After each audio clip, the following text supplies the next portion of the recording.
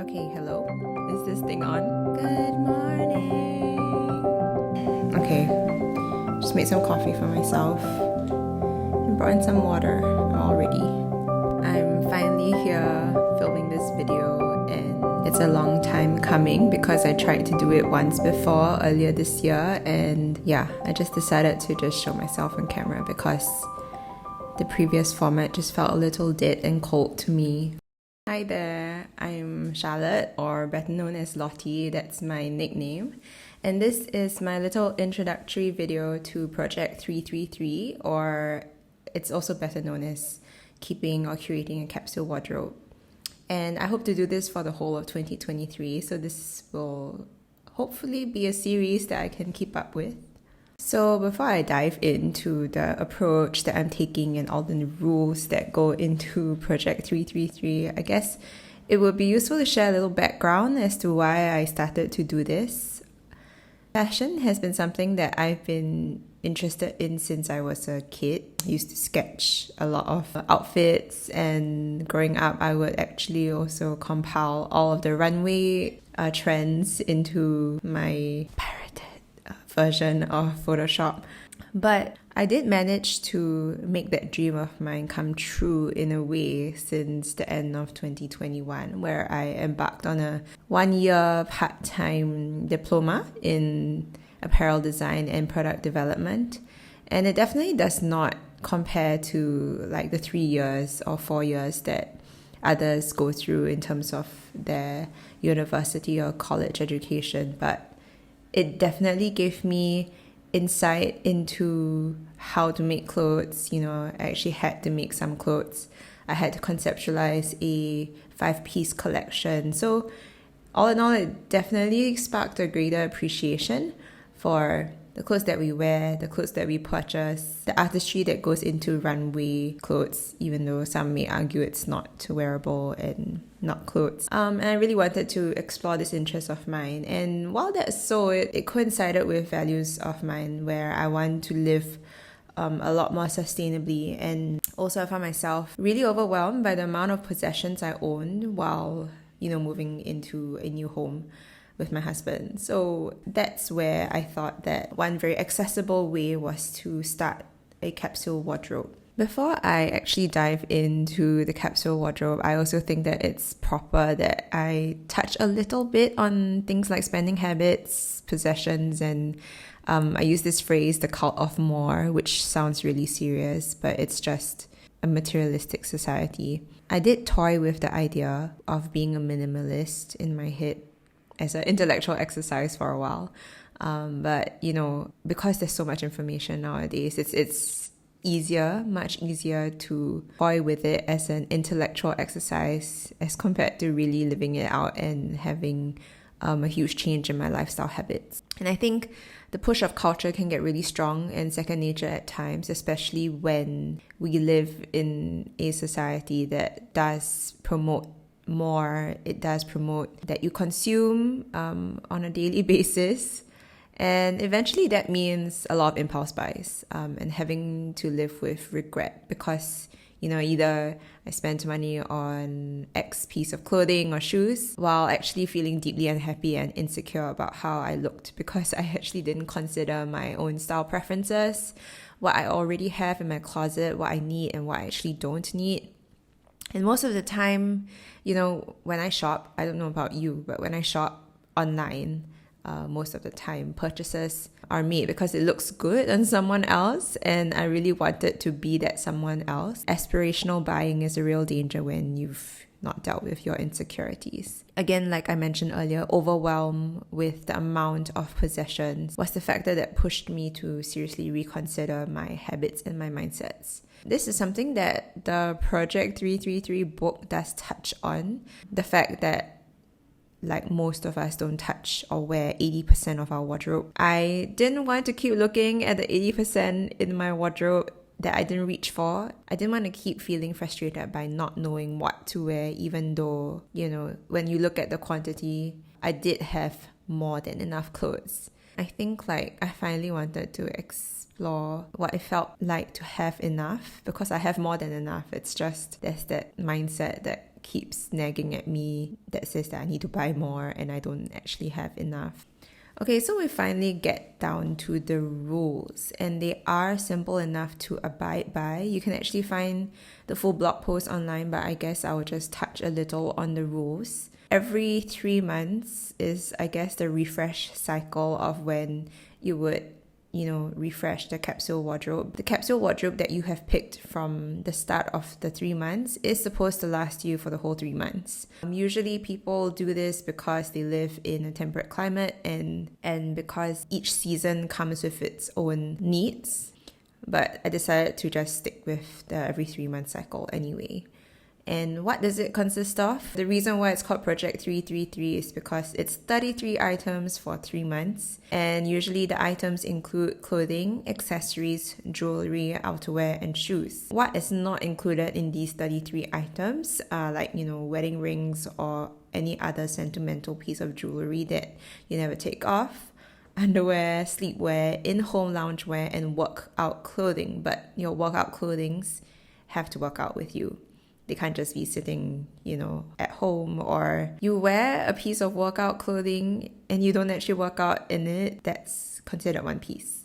So how is this done? There are a lot of approaches, but basically the one on the website says choose your 33 items, box up the rest of your clothes, and this is quite extreme, I didn't do it. Seal it with tape and put it outside. What other things that the rules have detailed is that to consider that you're creating a wardrobe that you can live, work, and play in for 3 months. And yet, remember that this project is not a project in suffering, and if your clothes don't fit or are in poor condition, it's okay to replace them. Yeah, so my approach to this is to, at the end of 3 months, to swap out pieces where necessary.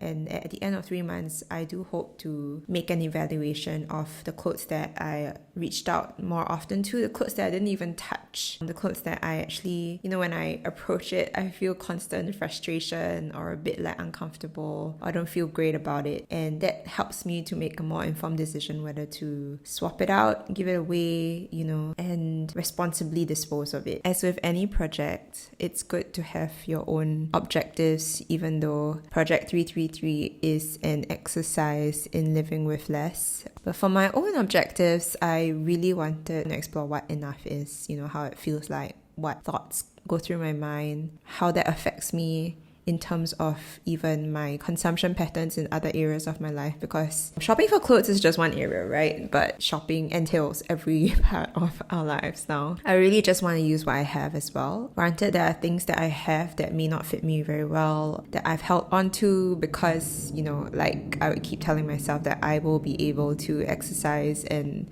fit back into a certain clothing size. But as much as possible, that which I have that fits me, to just use it. I would really want to discover the gaps in my wardrobe. Before I made an inventory of the clothes that I am going to be wearing for the first 3 months, I really didn't know fully what I own. I do attribute that to having to pack up and live with a little bit less because we were renting and waiting for our house and everything. So I split up maybe 25% of my wardrobe and put everything else into storage. I do know that I come across gaps when I actually find myself struggling to match pieces. It's a vague understanding of my wardrobe because I don't really know what's in my wardrobe. I do want to, like I said, because I really am interested in fashion, I do want to really push myself to be creative, to use this platform and this project to play a little and determine truly if I love or hate a piece and evaluate along the way. And I do want to share a bit about my thought process with regards to how I evaluate, because I do pay attention to things like the stitching and the quality of the stitching and all these things in a piece of clothing, the material, the hand feel of the clothing, how it feels like on my body, and especially with the weather that we live in here in Singapore, to catalog the outfits that I love so that getting ready will be a breeze and not a frustrating process. Okay, and so though I shared the rules above, I did tweak a little how I approached doing this as well. So I think it might seem a little overwhelming to take stock of actually what you have, especially if you have a lot of clothes. I think actually starting from what you really love first, you pick out what you love, sorting it into the maybe piles and sorting it into a absolutely you will never reach for piles really helped a lot. So I built my wardrobe based on the love pile, and actually I was surprised that I don't really love a lot of the clothes that I have. So that already shows, and that already confirms to me that I make a lot of impulse buys. Sometimes also, like when you purchase clothes online, that's the thing about purchasing clothes online. Like you don't know how the clothes feels on your body. You don't know how much the clothes will warp when you give it a wash. So that's the reason why I realized I didn't have a lot of clothes that I love. So I built my wardrobe for the first 3 months based on the love pile, and it's based on some important events coming up and my lifestyle habits. So in my calendar, I already know what's coming up, whether that's a wedding or some social events that I'm going to, and my own lifestyle habits, as well as trying to factor in for a variety of weather changes.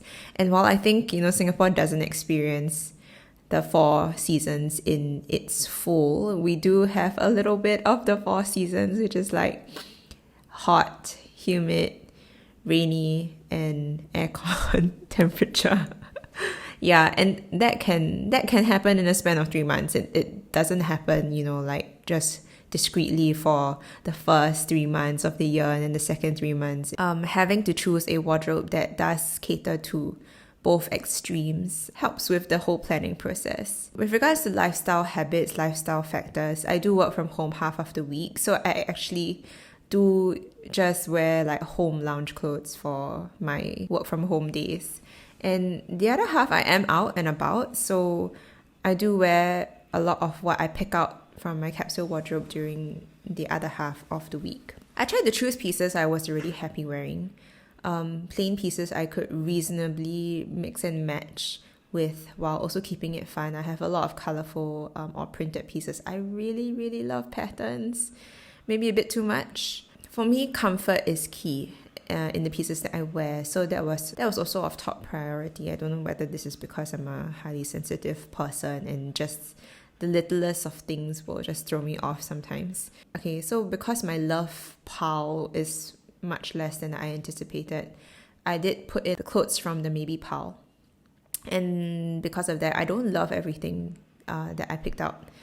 Because this is an exercise into how I would be a bit more creative with how I style my clothes. It's for me to see how I can actually incorporate it into what I would wear out in the next couple of months for that period of time. I don't think this is something that I picked out from the Project 333 book or the rules, but it is something that has been helping me because I already have a very limited amount of clothes to choose from, and because I am trying to see how I can play around and stretch myself out of my comfort zone of just wearing that same top with jeans. It forces me to think about how and when I would wear a certain style outfit for a certain event. So I would actually prep the week's capsule wardrobe and iron them the week before, so that it helps with the whole process of getting ready. And when I actually need to get out of the door, I am not standing in front of my wardrobe feeling flustered and frustrated. Okay, I forgot to also share this. This is a little note about replacements as well as the number of pieces that I actually picked out. While the rule said 33, I did end up picking 37 pieces, and that may be because I'm indecisive, or like actually the whole process of actually picking out 33 clothes. Initially, the feeling of doing that is it feels a little bit foreign because it feels like suddenly you are limiting yourself to much less. While at the same time, when you think about it, 33 pieces of clothing is a lot. But I just decided to allow myself the 37 pieces. With regards to replacements, like I mentioned in the rules earlier, this is not an exercise in suffering. So if there is a piece that has been completely damaged or it's at the end of its life, it's okay to replace it. One note about replacements one restriction of replacements that I have put on myself is that as much as possible, I'll try to find something similar in terms of like secondhand clothing. But if not, I think it is okay to buy first-hand simply because there are certain pieces that maybe like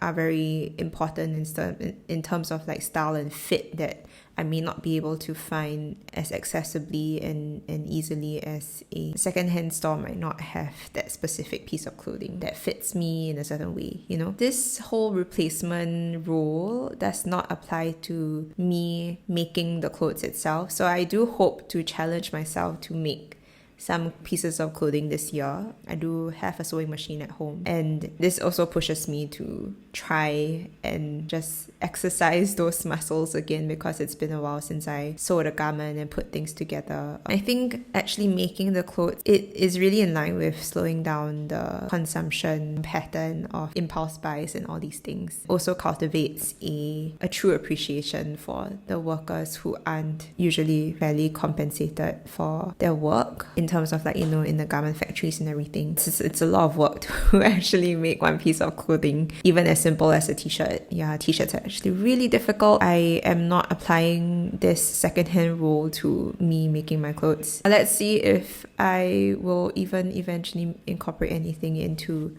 my capsule. So that concludes this introductory video. I hope it's not as draggy. Still getting used to actually talking on camera and like presenting the ideas on camera. You can see all the ways that I will veer off and like think about my thoughts on the side. These videos act as a reference point for me to catalog my journey, but hopefully it does spark some inspiration for you, whoever you are, whether you are a friend or an internet stranger. Hello! If you do start making a capsule wardrobe, please let me know, because I think it is extremely fun to see how people express themselves and work within certain limits that they put on themselves. I think the next video that I'm making is actually an evaluation of my first capsule. I do hope to share the pieces that I picked out, maybe categorize that into, you know, the MVPs, like the ones that I constantly reach for or are very versatile, and those that I completely did not even touch. Yeah, you can just share with me your thoughts. And I thought this would be an interesting video to make as well, because I don't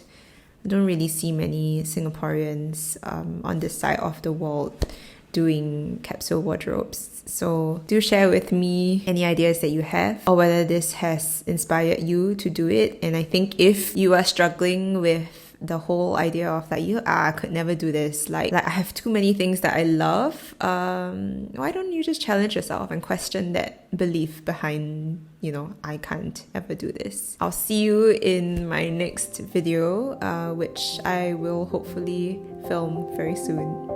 Bye! So that includes